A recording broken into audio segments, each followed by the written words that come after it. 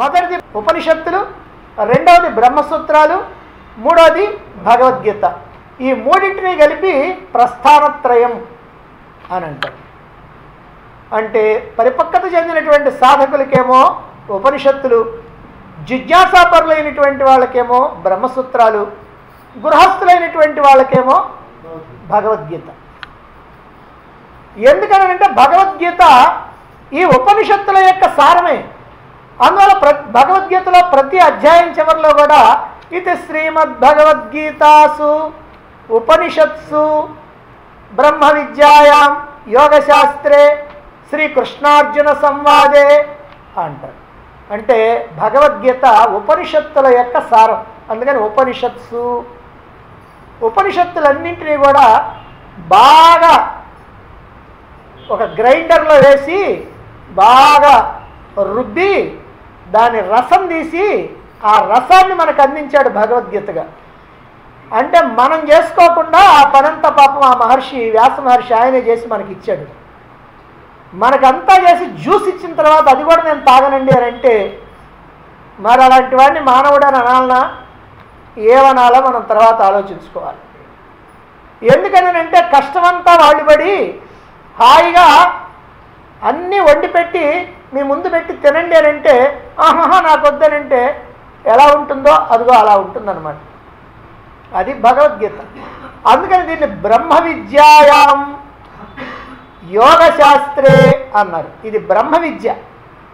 బ్రహ్మ విద్య అని అంటే బ్రహ్మజ్ఞానానికి సంబంధించినటువంటి విద్య, బ్రహ్మచేత చెప్పబడినటువంటి విద్య, బ్రహ్మని అందుకోవటానికి ఉపయోగపడేటువంటి విద్య. కాబట్టి ఎలా అనుకున్నా ఇది బ్రహ్మ విద్య. యోగశాస్త్రం, యోగం అని అంటే కలయిక. కలయిక అంటే జీవుడికి దేవుడికి కలయిక. జీవుడు దేవుడు కావాలంటే అంటే దేవుడు జీవుడయ్యాడు. పొరపాటునో గ్రహపాటునో అజ్ఞానం చేత దేవుడు జీవుడయ్యాడు. జీవుడై బాధలు పడుతున్నాడు. ఈ బాధలు తప్పించుకోవడానికి జీవుడు మళ్ళీ దేవుడు కావాలి. మనం మన ఇంటి దగ్గర నుంచి బయలుదేరాం, మనం ఎక్కడికి వెళ్ళాలో తెలియకపోతే అటు ఇటు తిరుగుతూ ఉన్నాం. తిరుగుతూ ఉంటే ఏమైంది, ఆ ఇంటి దగ్గరికి కనుక పోకపోతే మనకి తిండి ఎవరు పెడతారు, పడుకోవడానికి మంచం ఎక్కడ ఉంటుంది, ఈ బాధలన్నీ ఎవడు పడతాడు. అందుకని మళ్ళీ మనం ఇంటికి చేరితేనే మనకు హాయి, బాగా తిని కమ్మగా పడుకొని నిద్రపోవటానికి వీలు ఉంది. అదే ప్రకారంగా మన స్వస్థానం పరమాత్మ స్థానం. మనం పరమాత్మ స్థానంలో ఉన్నాం, మనం పరమాత్మ స్వరూపులం. మనం అనుకున్నా అనుకోకపోయినా, తెలిసినా తెలియకపోయినా మనం పరమాత్మ స్వరూపులం. పరమాత్మ స్వరూపులైనటువంటి మనం ఆ విషయం మర్చిపోయి అక్కడి నుంచి జారిపడి జీవుడిగా బ్రతుకుతున్నాం. ఈ జీవుడిగా బ్రతకటం వల్ల అనేకమైనటువంటి కష్టాలు, దుఃఖాలు, బాధలు, భయాలు, అలసటలు, ఆందోళనలు, అశాంతి అన్నీ ఉన్నాయి. వీటన్నిటితో పాటుగా జనన మరణ సంసార చక్రం అని అంటారు. మళ్ళీ పుట్టడం, మళ్ళీ పుట్టడం, మళ్ళీ చావటం, మళ్ళీ పుట్టడం, మళ్ళీ చావటం.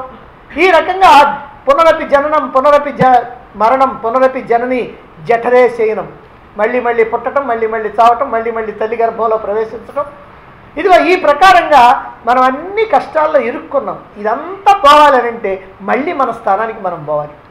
మన స్వస్థానానికి మనం పోతే మనం హాయిగా ఆనందంగా ఉంటాం. ఈ కష్టాలు, దుఃఖాలు, బాధలు లేకుండా.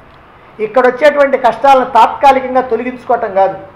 ఏదైనా జబ్బు చేస్తే జ్వరం వచ్చిందనుకోండి, డాక్టర్ దగ్గరికి వెళ్తాం. ఆ జ్వరానికి ఏం చేస్తా అంటే ఆయన ఏదో ట్యాబ్లెట్ ఇస్తాడు, ఆ జ్వరం తగ్గిపోద్ది. జ్వరం తగ్గిపోద్ది కానీ తర్వాత తలకాయ నొప్పి రాదని గ్యారెంటీ లేదుగా. మళ్ళీ తలనొప్పి వస్తే మళ్ళీ దానికి పోతాం, దానికి ఏదో 2 ట్యాబ్లెట్లు ఇస్తాడు, మళ్ళీ వచ్చేస్తాం. అదైన తర్వాత కడుపు నొప్పి రాదని గ్యారెంటీ ఉంది, కడుపు నొప్పి వస్తుంది, దానికోసం అంటే పొద్దుగోకులు ఏదో జబ్బు రావటం, అది తగ్గించుకోవటం, మళ్ళీ ఇంకోటి రావటం, మళ్ళీ ఇంకో దానికి పోవటం, అలా తిరుగుతూ ఉంటాం. అంటే ఈ లోకంలో వచ్చేటువంటి కష్టాలు అనేకం, వస్తువులు అనేకం, విషయాలు అనేకం, భోగాలు అనేకం, కష్టాలు అనేకం, దుఃఖాలు అనేకం. కాబట్టి అనేకమైనటువంటి దుఃఖాలని ఒక్కొక్కదాన్ని పోగొట్టుకోవడానికి ప్రయత్నిస్తే మళ్ళీ అది వస్తూ ఉంటుంది, ఇంకోటి వస్తూ ఉంటుంది, మళ్ళీ వీటి కోసం ప్రయత్నిస్తే మళ్ళీ ఇంకోటి వస్తూ ఉంటుంది. అలా కాకుండా సమస్తమైనటువంటి దుఃఖాలు, సమస్త దుఃఖ నివృత్తి, శాశ్వత ఆనంద ప్రాప్తి. సమస్తమైనటువంటి దుఃఖాలు పోవటం, శాశ్వతమైనటువంటి ఆనందం రావటం. అదిగో దానికి మనం మళ్ళీ మన యొక్క స్వస్థానాన్ని మనం చేరుకోవాలి. అలా చేరుకోవడానికి మార్గాన్ని చూపించేటివి ఉపనిషత్తులు.